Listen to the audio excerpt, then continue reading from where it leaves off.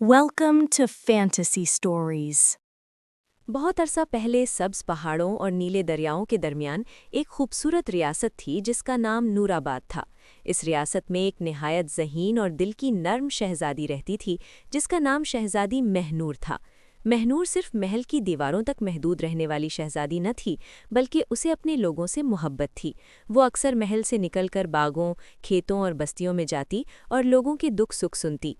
नूराबाद की सरहद के पार एक कदीम जंगल था जिसे लोग खामोश जंगल कहते थे। इस जंगल के बारे में मशहूर था कि वहाँ पुराने राज सांस लेते हैं और दरख्तों के साए में माजी की सरगोशियाँ छुपी रहती हैं। कोई भी आम इंसान शाम के बाद इस जंगल में जाने की हिम्मत न करता, क्योंकि कहा जाता था कि वहाँ अजीब मखलूक़ात रहती हैं और जो भी बग़ैर वजह अंदर जाए वो भटक जाता है। एक दिन महल के शाही बाग में खेलते हुए चंद बच्चों ने शहजादी को बताया कि जंगल के किनारे एक बंदर दिखाई देता है जो आम बंदरों जैसा नहीं, वो इंसानों की बात समझता है और रात के वक्त चांदनी में किसी गुमशुदा चीज़ की तरफ इशारा करता है। पहले तो महल के सिपाहियों ने इस बात को बच्चों का ख्याल समझा, मगर शहजादी महनूर के दिल में तजस्सुस जाग उठा। उसने सोचा कि अगर जंगल में वाकई कोई राज है तो शायद इसका ताल्लुक रियासत के मुस्तकबिल से हो। अगली सुबह सूरज निकलते ही शहजादी ने सादा लिबास पहना, अपनी कमान, पानी की छोटी मुश्क और एक चमकती हुए लालटेन साथ ली और अकेली जंगल की सिमत चल पड़ी। वो चाहती थी कि इस राज को अपनी आंखों से देखे और किसी के डर को अपने रास्ते की दीवार न बनने दे। जंगल के किनारे पहुंचकर उसने देखा कि दरख्त गैर मामूली तौर पर खामोश हैं। हवा हल्की थी, मगर पत्तों में सरसराहट न थी, जैसे जंगल खुद सांस रोककर किसी का इंतजार कर रहा हो। इतने में एक शाख से हल्की सी आवाज़ आई और एक छोटा सा सुनहरी भूरा बंदर नीचे कूदा। उसकी आंखें नीले शीशे की तरह चमक रही थीं और गले में पुराना सा चांदी का लॉकेट लटक रहा था। बंदर ने शहजादी को देखा, फिर चंद कदम आगे जाकर रुका और पलटकर उसे ऐसे देखा जैसे कह रहा हो, मेरे पीछे आओ। शहजादी आहिस्ता आहिस्ता उसके पीछे चलने लगी। बंदर कभी किसी पत्थर पर चढ़ जाता, कभी दरख्त के तने से लिपटकर अगली सिमत इशारा करता और कभी जमीन को कुरेदकर कोई निशान दिखाता। कुछ देर बाद वो जंगल के उस हिस्से में पहुंचे जहां सूरज की रोशनी भी मुश्किल से आती थी। वहां एक पुराना कुआं था जो आधा टूटा हुआ था और उसके गिर्द बेलें लिपटी हुई थीं। बंदर कुएं के किनारे बैठ गया और जोर जोर से आवाज निकालने लगा। शहजादी ने अंदर झांका तो उसे गहराई में पानी के बजाय एक पत्थर की सीढ़ी दिखाई दी जो नीचे किसी अंधेरे रास्ते की तरफ जा रही थी। शहजादी ने लालटेन जलाई और एहतियात से नीचे उतरने लगी। बंदर भी फुर्ती से उसके साथ साथ चलने लगा। सीढ़ियों के आखिर में एक कुशादा सुरंग थी। दीवारों पर अजीब नक़ूश बने हुए थे। उनमें एक ताज, एक चांद, एक दरख्त और एक बंदर की अलामत बार बार दिखाई देती थी। शहजादी ने महसूस किया कि ये कोई आम जगह नहीं, बल्कि किसी कदीम बादशाहत का खुफिया रास्ता था। सुरंग के आखिर में एक पथरीला दरवाज़ा था जिसके बीचों बीच चांदी के लॉकेट जैसा निशान बना हुआ था। बंदर उछलकर दरवाजे के पास गया और अपने गले का लॉकेट इस निशान से लगा दिया। दरवाज़ा धीमी गरज के साथ खुल गया और अंदर एक वसी हॉल रोशन हो उठा।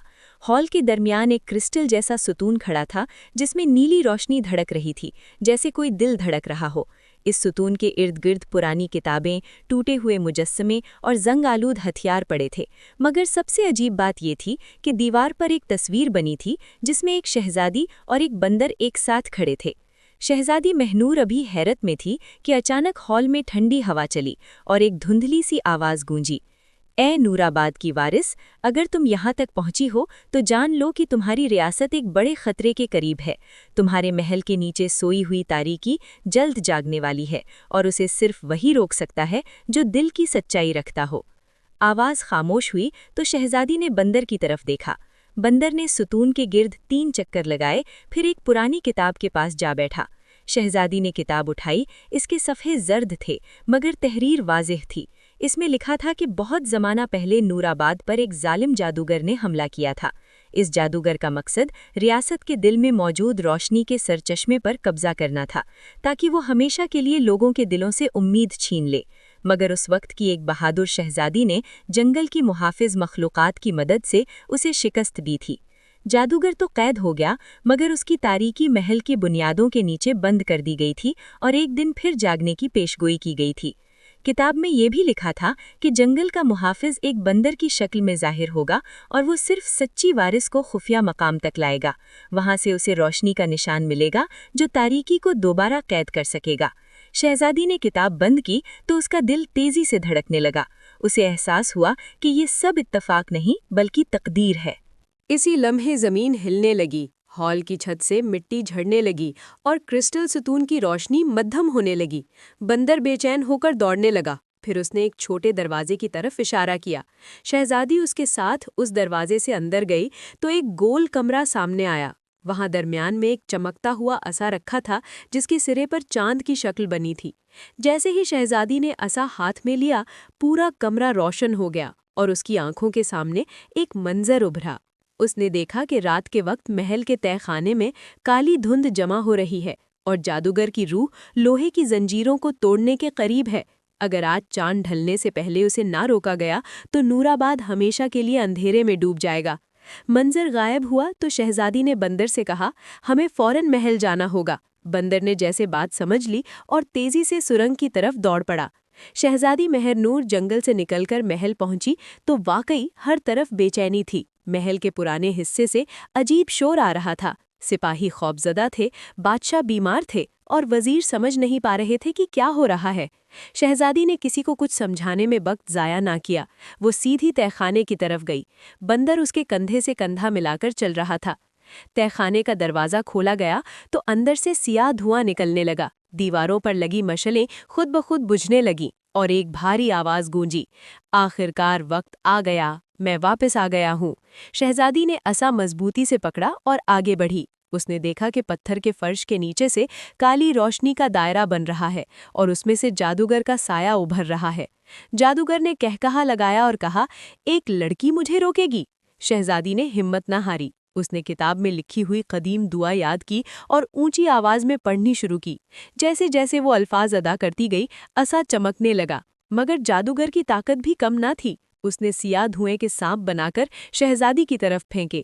شہزادی ایک قدم پیچھے ہٹی، مگر اسی لمحے پراسرار بندر آگے کودا۔ وہ ستونوں سے ٹکرا کر اوپر چڑھا اور ایک زنجیر کھینچ دی، جس سے تہہ خانے کی چھت میں بنا قدیم روشن دان کھل گیا۔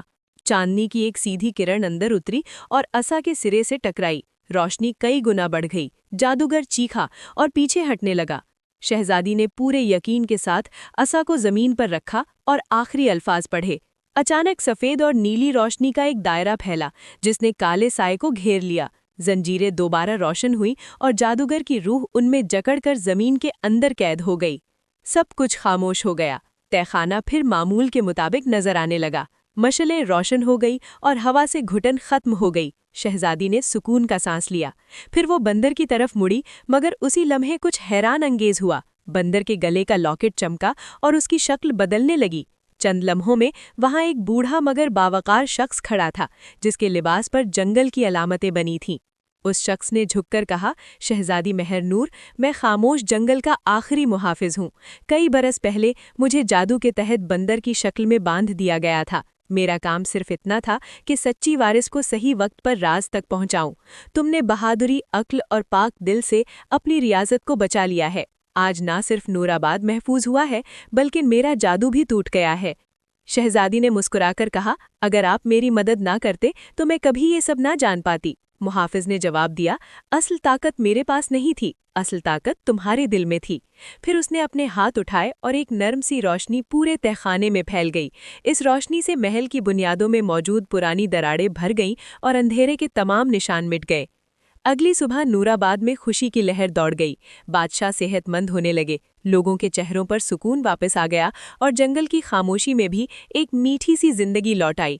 شہزادی مہر نور کو اب صرف ایک شاہی وارث نہیں بلکہ نورآباد کی محافظ کہا جانے لگا۔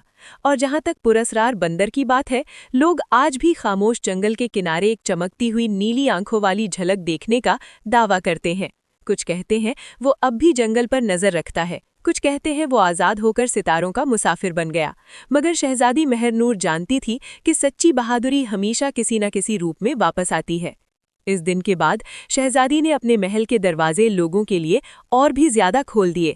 اس نے سیکھ لیا تھا کہ بڑے راز اکثر چھوٹی نشانیوں میں چھپے ہوتے ہیں اور کبھی کبھی ایک پراسراف بندر بھی پوری ریاست کی تقدیر بدل سکتا ہے۔